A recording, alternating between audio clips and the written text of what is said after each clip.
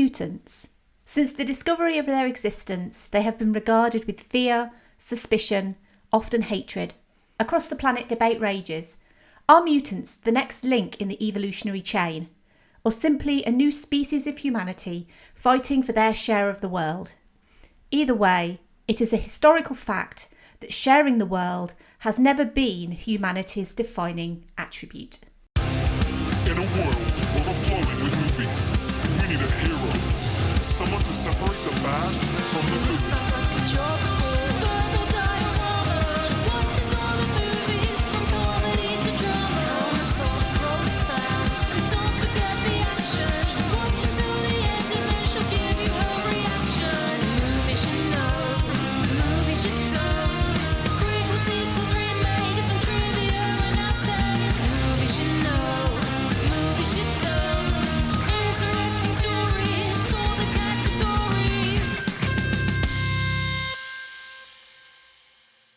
Hi everyone, I'm Em and welcome to Verbal Diorama episode 111, X-Men 2. This is the podcast that's all about the history and legacy of movies you know and movies you don't. And as always, a huge hi and welcome to you all, whether you are a returning listener, whether you're a brand new listener. Basically, as long as you're listening, that makes me really happy, and I'm really grateful that you're here, and I'm super grateful that you're here for literally one of the best superhero sequels ever made. But before we start on X-Men 2, I just wanted to say a huge thank you to everyone who has listened to previous episodes. So as of recording, Alien came out last week and Pan's Labyrinth will have literally just come out, and the response to Alien specifically has been completely mind-blowing. Basically, every time I cover something horror adjacent, people really love it. Regular listeners will know I'm not the biggest fan of horror. I really enjoy horror sci-fi though. So, I mean, as I said in that episode on Alien, expect more in that franchise coming soon. This is Sequeltember, so there is a strong possibility. In fact, I'm not even going to bother beating around the bush. Aliens will be coming in a few weeks to this podcast, and I'm really excited to be going back to that world, back to the xenomorph and back to that franchise for Aliens. But that episode on Alien has been so mind-blowingly popular. It's kind of been a bit weird, actually, how popular that episode has been. And obviously Pan's Labyrinth, there was a lot of buzz about that episode, and it was an episode that I was really excited to do, kind of despite it being a bit more melancholy in places, incredibly upsetting, incredibly terrifying. And then in the middle, you had the birthday episode on Labyrinth, which I hope was a really nice surprise. And I hope you all enjoyed listening to that as much as I enjoyed making it, because Labyrinth was a formative movie for me growing up. And I still find it so wonderful and fantastic and brilliant. And I felt, well, if I'm going to go from Pan's Labyrinth, then it makes sense to go straight into Labyrinth. And then there has been a couple of days delay for general release on this episode, and then this episode's coming out. So you guys are really getting a lot from me in August, but it's going to continue into September. So this is the first episode of what I have dubbed Sequeltember, and these are sequels to some of the most popular movies that I've already covered. A lot of these were actually requested by people, especially this one. I know a couple of people who said, when are you doing X-Men 2? So I know a couple of people who are listening are going to be very happy that I'm going to be doing X-Men 2, but apologies, because I know a lot of people wanted Spider-Man 2. That was a really popular guess when I put it out on social media. No Batman Returns, because I haven't done Batman. Also no The Dark Knight, because I've not covered that franchise either. And no Terminator 2, which I'm actually quite sad about, because I would really love to talk about Terminator 2, but I feel like I might need to do the first Terminator first. But what you are getting in Sequeltember is 5 episodes, 5 sequels, most of which, and I can't stress that enough, most of which bettered their predecessor. And we're starting this with X-Men 2, also called X2, also called X2 X-Men United, also called X-Men United. This movie has so many different titles. I only really know it as X-Men 2, to be honest, although on streaming here, it's called X2. Basically, for the purposes of this podcast and to avoid any confusion going forward, and as far as all my marketing is concerned, I'm just going to call this X-Men 2, because I think that very clearly says this is the sequel to the 2000 movie X-Men. So without further ado, let's go into the trailer for X-Men 2, which is genuinely a superhero sequel that bettered its predecessor in every way possible. You have to understand, we thought Bobby was going to a school for the gifted. Bobby is gifted. You should see what he can do. Have you tried not being a mutant? Since the discovery of their existence, mutants have been regarded with fear, suspicion, often hatred. Drop the knives and put your hands in the air. I can't. Are they the next link in the evolutionary chain? Or simply a new species of humanity, fighting for their share of the world? What do you need, William? Just your authorization for a special operation, Mr. President. We've managed to gather evidence of a mutant training facility In the upstate New York. This facility is a school. Sure it is. Nobody really knows how many even exist, or how to find them, except you. Who are you? I keep feeling something terrible is about to happen. I would never let anything happen to you. It's about to get very cold in here. I need you to read my mind. Sometimes the mind needs to discover things for itself. They say you're the bad guy. Is that what they said?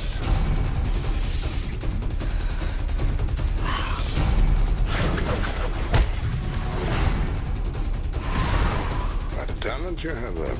Most people will never know anything beyond what they see. I have faith in you. The next time you feel like showing off, don't. I used to think you were one of a kind, Wolverine. I was wrong.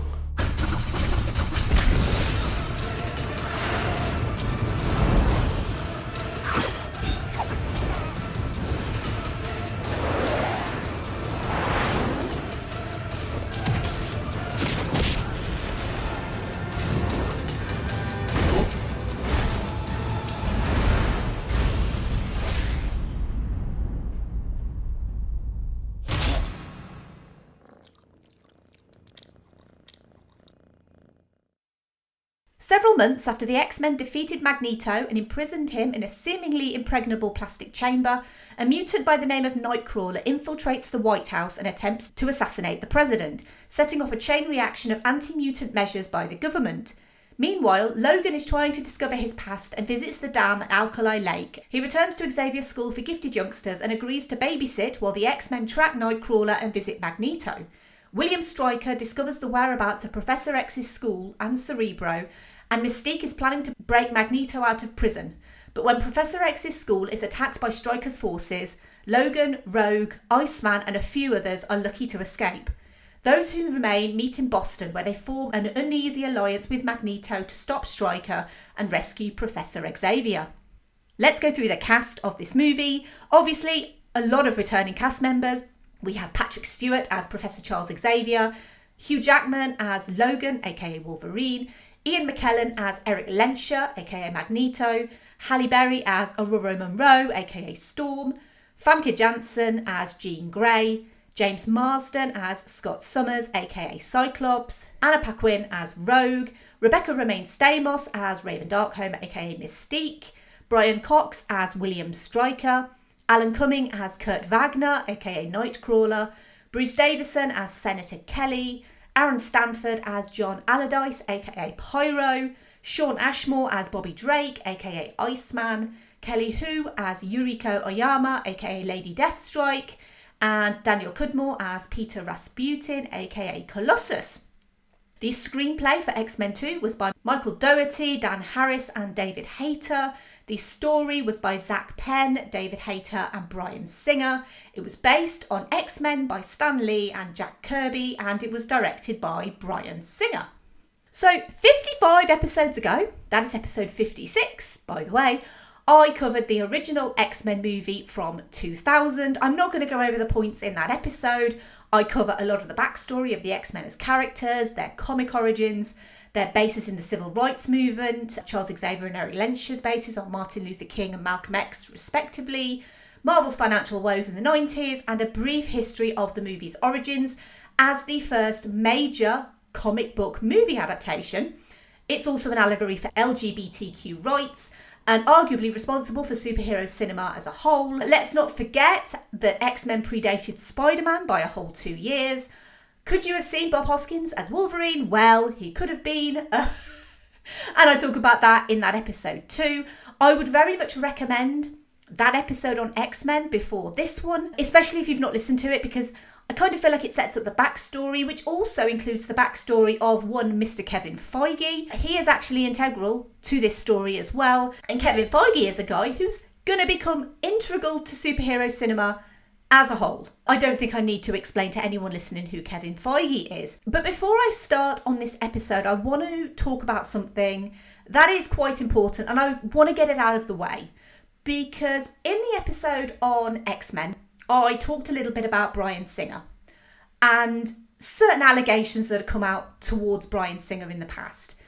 And one thing that I really want to reiterate when I talk about any movie that has a problematic person in the director's seat is that we know that in recent years, many men have come forward with allegations against Bryan Singer of sexual abuse. These men were minors at the time of the alleged abuse. And I mentioned in that episode that my covering of an X-Men movie directed by Bryan Singer is in no way an endorsement of him as a director. These allegations, they are vile, they are abhorrent. And I mentioned in the previous episode on X-Men about separating the art from the artist, which is easy to do when you have no nostalgic link to that art. A lot of millennials grew up with these movies, and their importance in cinema is a little bit unrivaled, really. So when I'm choosing to speak about X-Men movies directed by someone like Bryan Singer, it's never to endorse him or his directing work. There are a lot of stories about issues with him on set to do with intoxication, which I'm going to be coming to later because I feel like they do need to be talked about. But to more highlight the work of an incredibly talented and dedicated cast and crew who basically brought this movie to life. Bryan Singer is an alleged sexual predator. If I could get away with not mentioning his name, then I would, but I can't. I have zero respect for him, but I do have respect for this movie and for the other people involved in this movie. And so I just wanted to make that clear up front that this is not an endorsement for him. This is an endorsement for this movie and for everyone else who put their time and work into this movie. They are the people who I am celebrating. I am in no way celebrating Bryan Singer as a person. With X-Men being a huge hit in the summer of 2000, talk of a sequel came about soon after that movie was released. And obviously, as I said in the episode on X-Men, it was released to huge acclaim in the summer of 2000. And due to the success of the original, and despite private reservations about Bryan Singer by Fox executives, the studio were keen to bring him back for the sequel, which they did. That November, Bryan Singer ambitiously decided that the sequel wouldn't be a sequel, but rather an evolution of the characters from the first movie, as well as in scope and tone. He started researching various storylines for a sequel, one of which was the Legacy Virus storyline, which featured in the comics from 1993 to 2001. The Legacy Virus was a viroid which targeted the mutant X gene, and the infected mutant would lose control of their powers before dying, essentially a mutant cancer. This was called Legacy 1, and then Legacy 2 infections would add skin lesions, coughs, and a fever, and would kill mutants much more slowly than the Legacy 1 virus. Later, the virus mutated into Legacy 3, which was accidentally created by an infected mutant called Infectia, who could alter it, meaning the viroid could now affect both mutants and humans.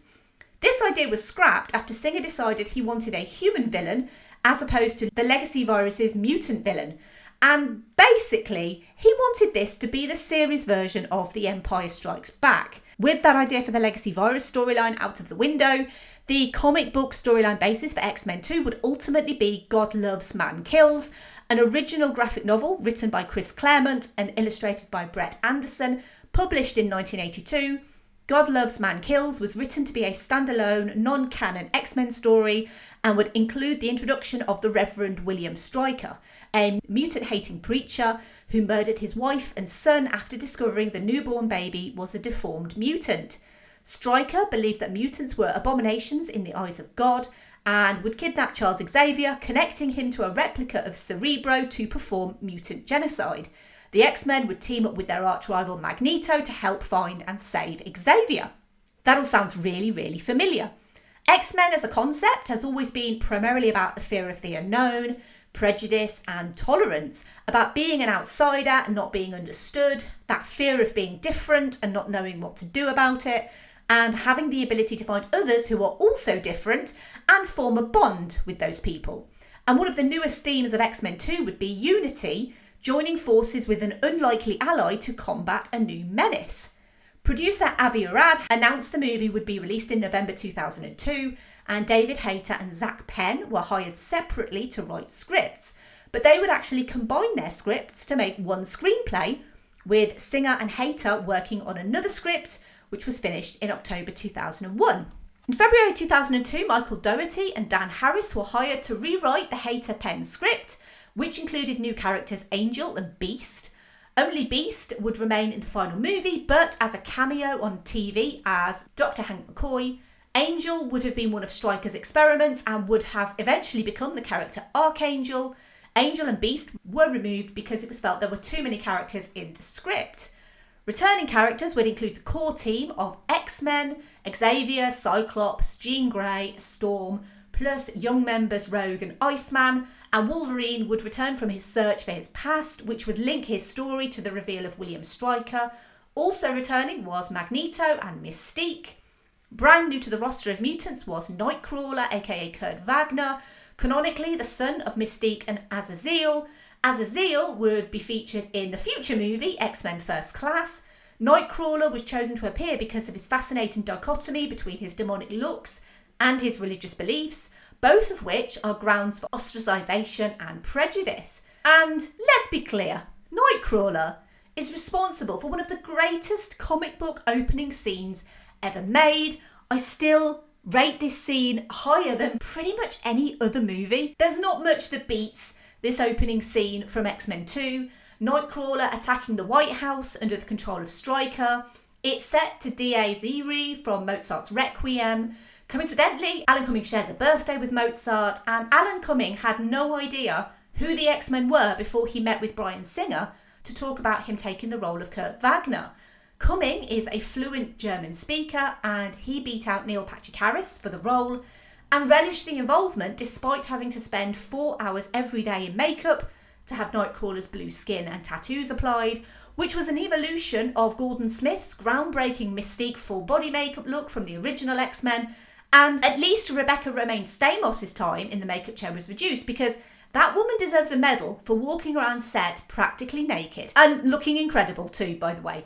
Smith designed Nightcrawler's look as well as his prehensile tail, which was a mix of practical and CG tails.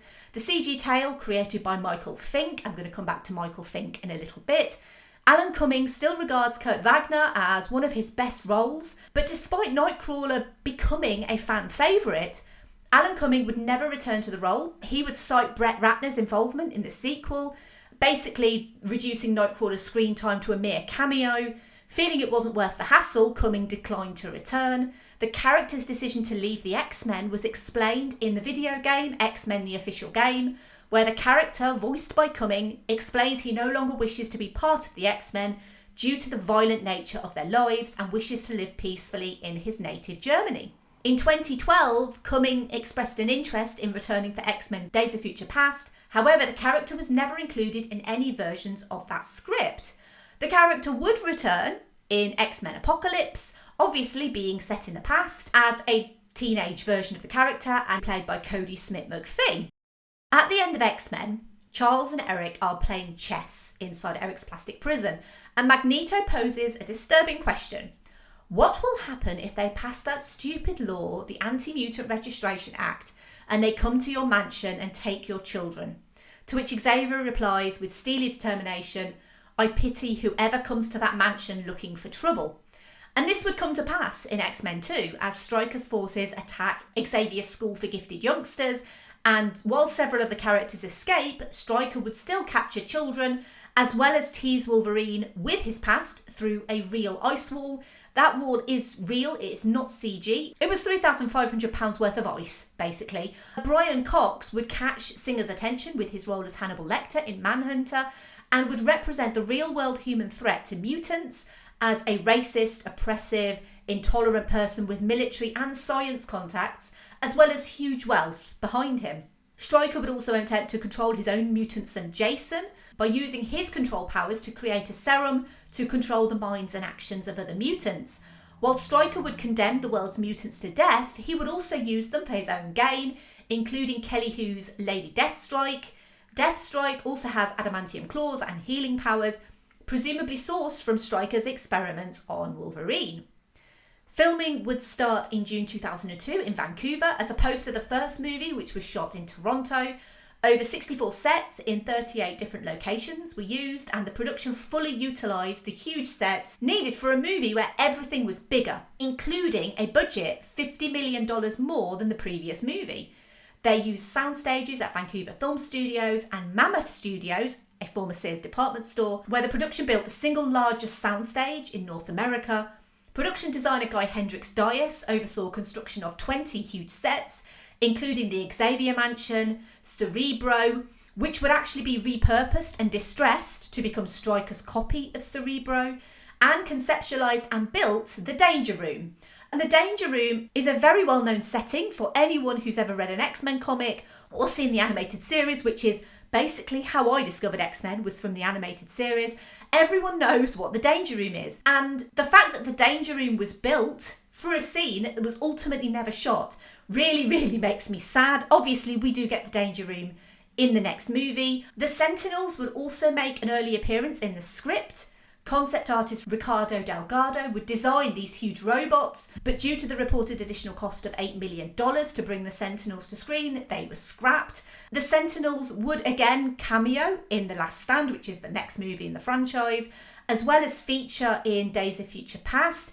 And the Sentinels have always been something that I always really wanted to see on screen. There were several things that I wanted to see from an X-Men movie. The Danger Room, obviously, being one. The Sentinels being another. And one particular villain we've never actually seen in the movies, and that was a villain called Mr. Sinister. We never saw Mr. Sinister in the movies. I kind of feel like maybe this is like a little hint to Kevin Feige that now they have control of the X-Men.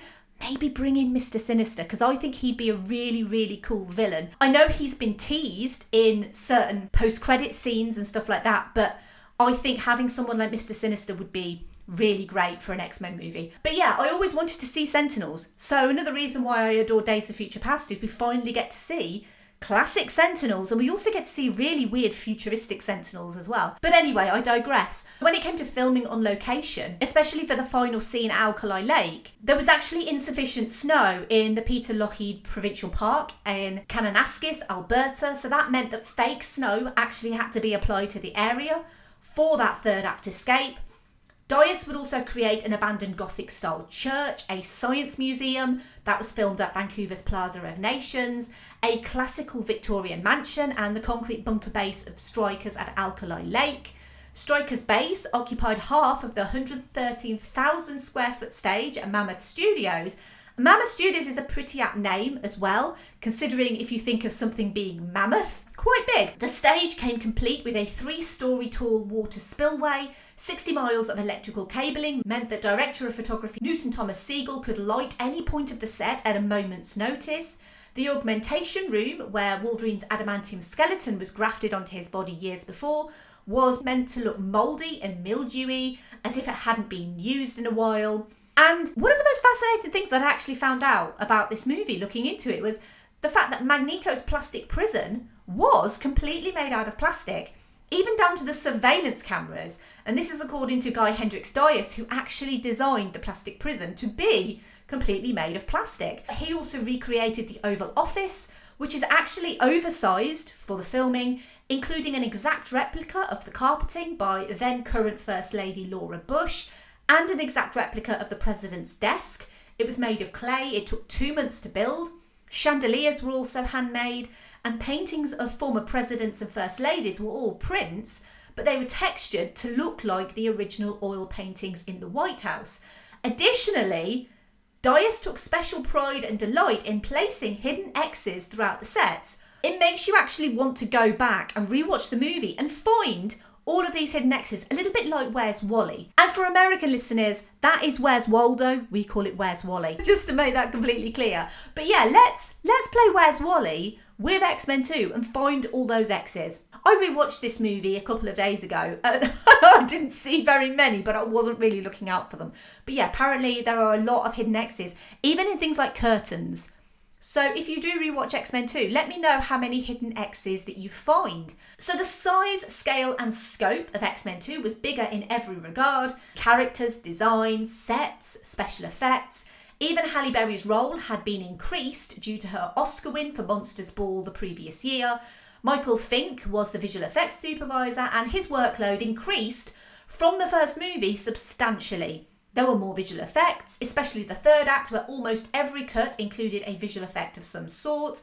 Nightcrawler's teleportation was called BAMF, which is basically an onomatopoeia because not only was this word used in the comics to describe his teleporting, but they purposely made the word sound the same as the sound.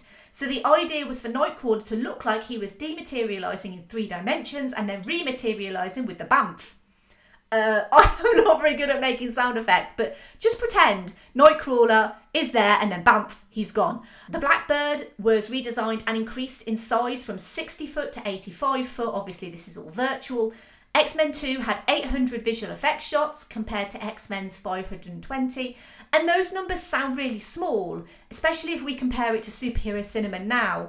But at the time, that was pretty groundbreaking stuff to have that many visual effects. And most of these visual effects actually still hold up as well, which is similarly groundbreaking.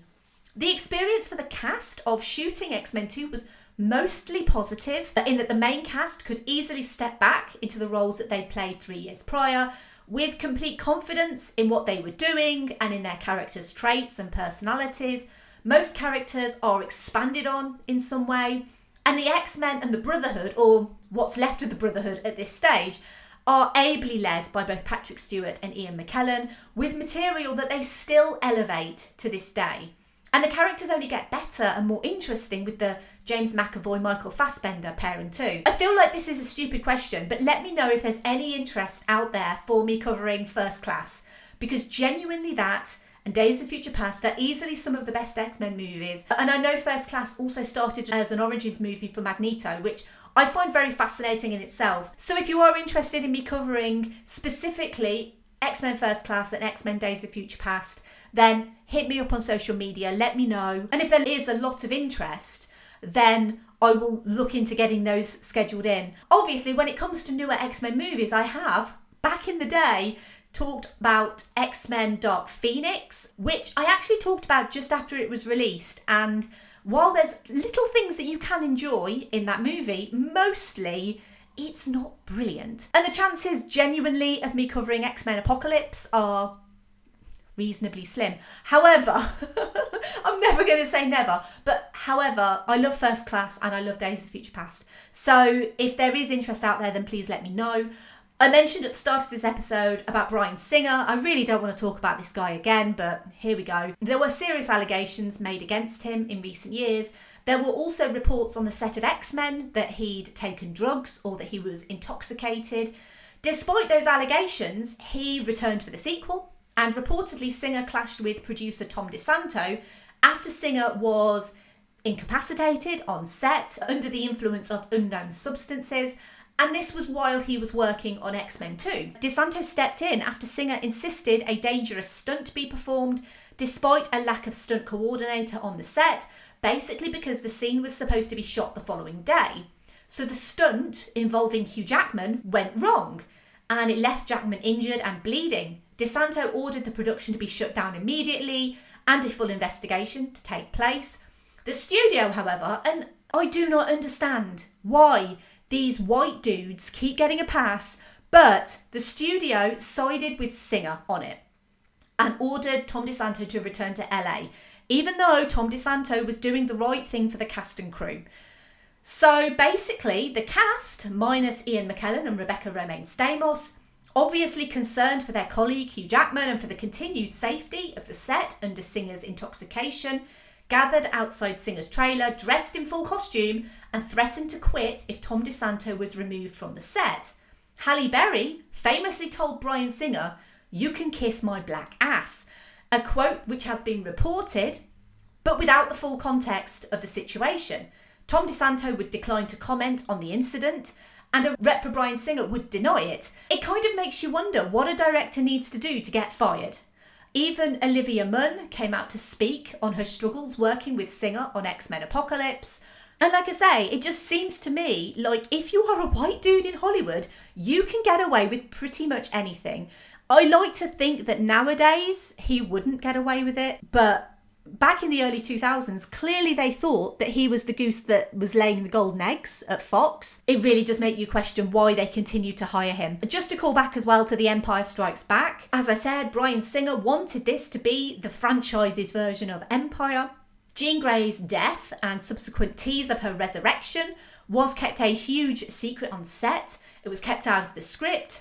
Even Famke Janssen didn't know until midway through production, similar to Mark Hamill not knowing Luke Skywalker was Darth Vader's son till midway through production of The Empire Strikes Back. And of course, this reveal would set the stage for X-Men The Last Stand, which would be directed by Brett Ratner, a guy with his own sexual assault and harassment claims on the set. I mean, seriously, what is it with Fox and directors of these X-Men movies? Elliot Page accused Ratner of sexual harassment, as well as outing him as gay on the set when he was only 18 years old. It genuinely is such a shame that this series is so tarnished by so many on-set sexual abuse, harassment allegations, intoxication allegations, putting people in danger. Many of these have actually been confirmed by other cast members and crew as well. And let's be grateful too that Joss Whedon wasn't involved with the script on this one. No toads getting struck by lightning this time around. Let's move on to my favourite part of this podcast, the obligatory Keanu reference. This is where I try and link the movie that I'm featuring with Keanu Reeves. Now, famously, I find it really hard to link Keanu to Marvel movies, especially as he's consistently been linked to the role of Wolverine in the past. I believe also the role of Ghost Rider as well. The Wolverine link was the X-Men episode's obligatory Keanu reference, so I can't use that again because I try and make them unique every time. So I think for this episode, I'm just going to concede that Keanu Reeves is clearly a mutant. His mutant power is never looking any older. This is a power that he shares with Paul Rudd. They both clearly share the same X gene. And let's be honest, it's the power that we all want. It's the power that he has, just generally. It's a really bad link, but I'm running out. I'm running out of links for Marvel movies now.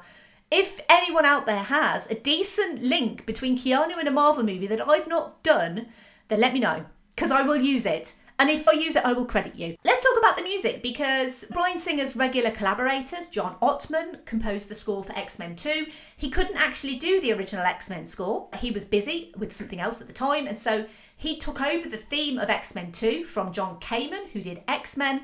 And as I already said, he used a sample of Dies Irae from Mozart's Requiem, which is probably the most memorable part of the whole piece of music from this movie. Interestingly, when it came to rating X-Men 2, it was originally given an R rating by the MPAA due to violence during the scene where Stryker's forces attack Xavier's school.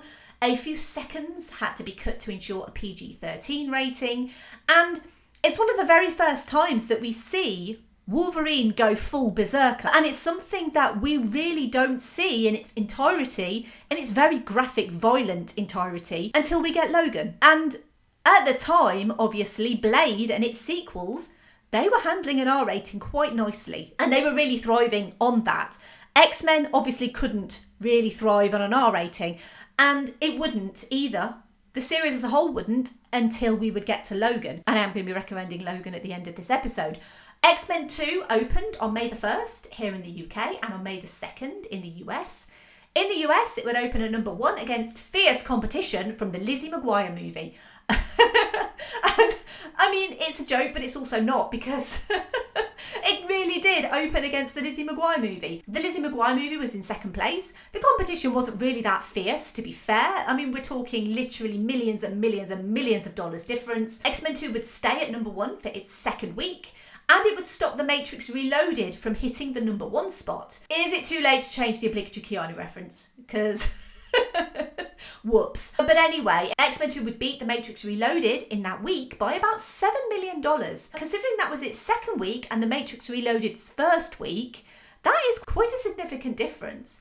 On a $110 million budget, X-Men 2 would bring in $214 million domestically in the US and $192 million internationally for a worldwide gross of $407.7 million. And I mentioned about it beating The Matrix Reloaded. Well, despite that initial beating of The Matrix Reloaded, overall, X-Men 2 would be the 6th highest grossing movie of the US box office in 2003. The Matrix Reloaded would have its The Matrix Revenge and be the 3rd highest grossing. So really, although it beat it in that first week it was out, it didn't really beat it, just generally. And obviously, critics agreed that X-Men 2 was bigger, bolder, and better than its predecessor. And in many ways, although it didn't know this at the time, it would actually come to shape the superhero sequel template and be lauded as one of the best comic book movies ever made, and certainly one of the best in the entire core X-Men franchise. As I've mentioned, the Dark Phoenix saga would come to fruition in X-Men The Last Stand, widely regarded as one of the least favourites in the X-Men movie canon. Is it possible I'll cover it one day? I mean, never say never. I certainly think that there are many more interesting X-Men movies, many of which I've actually spoken about in the past. But yeah, never say never. I might round out the trilogy, who knows. So, let's go now into what social media think about this movie. And we're going to start with, as always, the wonderful patrons of this podcast. And we're going to start with, as always, the wonderful Andy. And Andy says, X2, the best of the first part of the X-Men trilogies. Wait, the second part was a quadrilogy. Can you see why this series has so many issues? This film improves upon the first one by making it an actual team film. Telling several stories at once helps us to finally get to know the members of the X-Men, except for Cyclops, who again is a criminally underutilised actor whose only real contribution to these movies is yelling, June! Loosely based on the graphic novel God Loves Man Kills, which is one of my absolute favourite X-Men stories, it tells the story of the lengths people will go to eradicate a race they've determined to be dangerous. Kudos to Brian Cox and Alan Cumming, who did a really great job as Nightcrawler. This film is definitely top 3 X-Men, as long as you're not counting Logan or either of the Deadpool films. Now I need to go lay down. My head hurts. We also have a comment from Mike. And Mike says, the first X-Men movie was fine as a prologue to the story. It never felt like a full story. This one, on the other hand, really delivered on all of the promise that the first one had tried for. Hugh Jackman especially got so much delicious character development to sink his insanely talented teeth into. I must echo Andy's statements about Alan Cumming's Nightcrawler. There are some characters from the comics who definitely wouldn't work in live action, and I had thought Nightcrawler was one of them, but he imbued that character with all the humanity that the character deserves. From start to finish, probably my second favourite X-Men movie behind Days of Future Past. Plus, the ending foreshadowing the Dark Phoenix story had me tingling with anticipation for 3 years. So you can imagine my tears after coming out of X-Men 3. I think I'll go have another good cry about that now. I've kind of grouped Andy and Mike's comments together because they are actually 2 of the co-hosts of the fantastic podcast, which is Geek Salad. They are basically a one-stop shop for all of your geeky podcast needs, whether that's TV, whether that's music, whether that's movies. I've been on their podcast several times and I always have the best time talking to these guys. They are so much fun. They are so knowledgeable and especially knowledgeable on comic books as well. So if you are really interested in really geeky stuff, then check out Geek Salad. I will pop some information in the show notes because their podcast is truly excellent. We also have a patron comment from Sam, and he says, yay, my favourite comic book movie for a long time. Still really good and easily the most accurate depiction of the X-Men as more of a dysfunctional family than a team of superheroes. Opening scene is also still phenomenal. 22,222 out of 10,000 adamantium injections. I don't think I'd really want 22,222 adamantium injections. But anyway, so Movie Reviews in 20 Qs is the name of Sam's podcast. It is a totally unique concept where him and the guys on his podcast, usually Liz, sometimes Matthew, sometimes Kahu, sometimes Stacey, They ask 20, or sometimes a guest, ask 20 weird and wonderful questions about the movie that they're covering. It's a hilarious podcast, as well as being a completely unique concept. I am such a huge fan. Make sure that you take a listen. And the final Patreon comment is from Derek, and he says, I could not love this one more. The first scene is sheer perfection, and it highlights the themes of growing up different in a world which demands sameness. What's the greatest threat to mutants? Not Magneto, it's humanity. Despite that, Professor X and his X-Men fight for them. And Derek hosts The Midnight Myth with his amazing wife Laurel. They talk about history, mythology and philosophy on their podcast and how it pertains to popular culture. It is an amazing podcast. Make sure that you check them out. And information on all of the patrons' podcasts can be found in the show notes. They are all shows that I would absolutely recommend, and all shows that I listen to myself, and all shows that I've been on as well. I've been on Geek Salad a couple of times. I've been on Movie Reviews in 20 Qs a couple of times, and I've also been on The Midnight Myth as well. So make sure you check out those particular episodes because I'm on them. But otherwise, please make sure you check out the patrons' podcasts. They are absolutely well worth your time. We're going to move over to the Twitter comments now, and we're going to start with @FilmEffectPod, who said, 2003, what a time to be a fan of film. The marketing behind this film was massive, and it definitely paid off. I caught this a couple of times at the cinema and bought the DVD day one. Still holds up as one of my favourite films of the entire series, if not my overall favourite. @ArguingW Myself said, more realised than its predecessor. People look back at this entry as being better than it actually is. Personally, I can't rewatch it due to the importance of one character in later films. There may be no I in team, but the studio said there is one in Wolverine. I do agree with the point that these films are very focused on Wolverine. So if you're not a particular fan of that character, or of Hugh Jackman, I mean, I don't know why you wouldn't be a fan of Hugh Jackman because he is pretty awesome, but they are very Wolverine focused. So if you are looking for something that is a lot more faithful to the original material, a lot more faithful to other characters, in particular, maybe someone like Cyclops, who is very short-shifted by these movies, then yeah, I guess it could potentially be a bit of a disappointment. But for me, Hugh Jackman is so good as Wolverine that I really do overlook the other issues that I have with the casting of these movies. I think I mentioned in the previous X-Men episode as well, I've always been very irked about the casting of Rogue because she's one of my favourite characters ever in the whole of the X-Men. And so for them to make her a teenager, I was not too impressed with that. But I kind of just live with it, and I still kind of enjoy the films for what they are, but I still want to see a good cinematic Rogue, and so that's one of the things I'm hoping the MCU can deliver. @ThiefCGT said, probably one of my favourite comic book movies. It has kick-ass action, but it also has gravitas and treats its plot and characters with respect, without sacrificing the entertainment. Hell of a cast also. @DW Lundberg said, people forget that at the time, X2 was a game changer that gave us multi-layered, rich in theme comic book film that had us siding with different factions based on the situations they were in. Some sequences, Nightcrawler attack, Wolverine vs Deathstrike, are still gorgeously shot. @Next to the Aisle said, very good sequel in terms of world building. Stupendous opening with Nightcrawler in the White House, Alan Cumming, wow, and a wonderful turn from Brian Cox as Stryker. @Jonathan Blade said, X2 was probably the best representation of comic book movies for authenticity of action and style of narrative up to that point in time, 2003. @Trivia_lad said, X2's handling of a large ensemble cast was unparalleled until Infinity War, and I can't think of another superhero movie that has invested a location with the same sense of home as the X-Mansion has in this film. Still an all-time great among comic book movies in my eyes. Absolutely, 100% agree. Moving over to Instagram, we have one comment on Instagram. It's from @FriendlySparPod, who simply says, Alan Cumming is a revelation as Nightcrawler. Love this movie. No comments on Facebook for X-Men 2, X2, X-Men United, whatever you want to call it. And a huge thank you to everyone on Patreon and on social media for providing their comments on X-Men 2. X-Men may still be credited with kicking off the modern superhero cinema boom, but it's X-Men 2 that cemented the franchise as something worth sticking around for. It's clear that a crazy amount of scope went into making X-Men 2 bigger, but also better. This movie came out 3 years after X-Men and 1 year after Sam Raimi's Spider-Man, another legacy-defining superhero movie, and another franchise actually that would have its highs, lows, and be rebooted a few times over the years. When we think of modern superhero cinema, you have the two main factions, a dark, moody DC universe and a lighter, more humorous Marvel universe.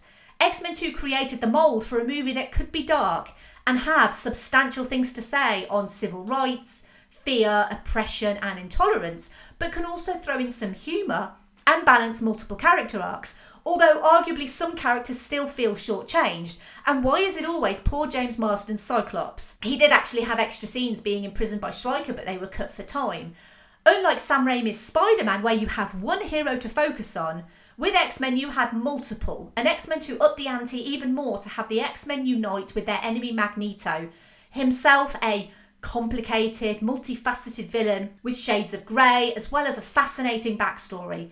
Well-rounded, complex villains are something the MCU has struggled with, canonically, and here you have not only Ian McKellen, but also Brian Cox. It goes without saying that these movies live and die on the strength of Ian McKellen and Patrick Stewart. Without those fine gentlemen, superhero cinema would look very different, and I am certain of that. And while this movie is undoubtedly forever tarnished by Bryan Singer, it goes without saying that the rest of the crew and cast absolutely deserve a light to be shone on them for making what still is one of the greatest superhero sequels, greatest X-Men movies, greatest cold opens to any superhero movie, and the template for what's to come. Spider-Man 2, Batman Begins, and yes, even Iron Man would all take notes from this. X-Men started the evolution of superhero cinema, and mutation is the key to our evolution.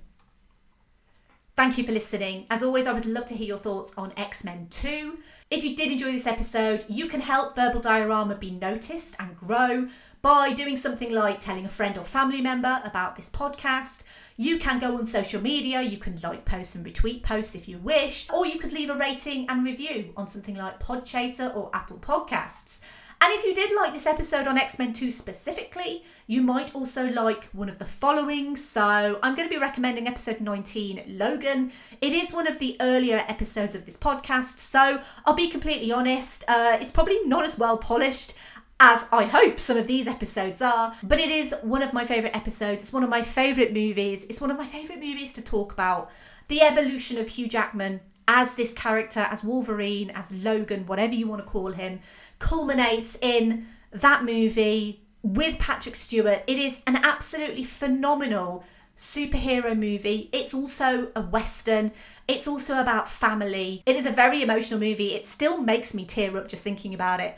But it is brutal and it's graphic and it's absolutely befitting of Hugh Jackman's time and dedication to that character. So absolutely, if you're a fan of X-Men and you've not seen Logan, then please see that movie and please listen to that episode.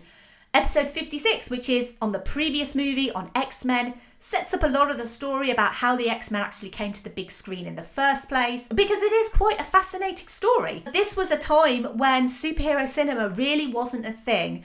Obviously, Blade had come out in 1998, but really having this huge superhero team-up movie was pretty much unheard of. So the fact that X-Men got made in the first place was quite phenomenal. So that's episode 56. And talking about team-up movies, really one of the greatest superhero team-up movies of all time is episode 97, The Avengers. I'm not going to recommend all the Avengers movies, although I have covered all of them, but that movie specifically did something that so many movies have tried, so many movies have failed. It gave every single character an arc, something to do, and arguably it's something that the first X-Men movie kind of struggled with. Obviously, X-Men 2 does it a hell of a lot better. But really, again, kind of set that template for something like The Avengers to follow.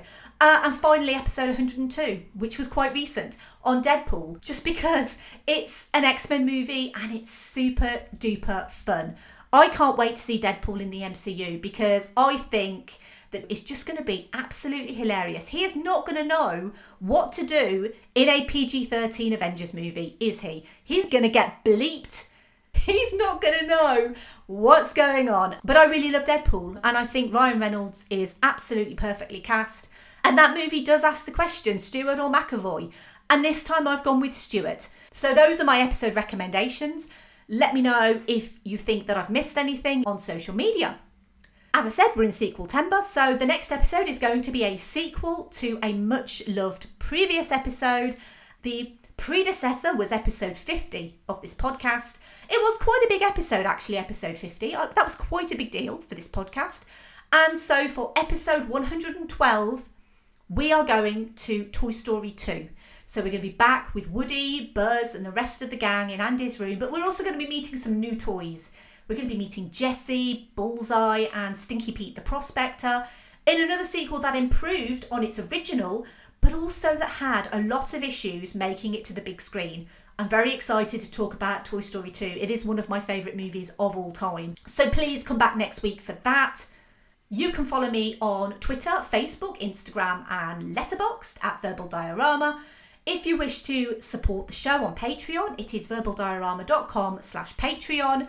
A huge thank you to the patrons of Verbal Diorama. They are Simon E, Sade, Hardy L, Claudia, Simon B, Laurel, Derek, Jason, Kristin, Kat, Andy, Mike, Griff, Luke, Emily, Michael, Scott, Mark, Brendan, Ian, Lisa, Dan and Sam.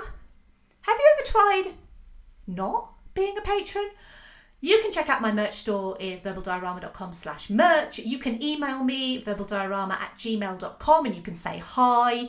And you can also pop over to filmstories.co.uk. You can check out the magazine, you can check out the website, because we should all be supporting independent publications. And finally, I wanted to finish with something that I found quite interesting. It's actually a line from a William Shakespeare play. It's Henry VIII. It's Act 5, Scene 5 of that play, if you're interested. And it's got nothing to do with X-Men, but hopefully you'll figure out why I've included it.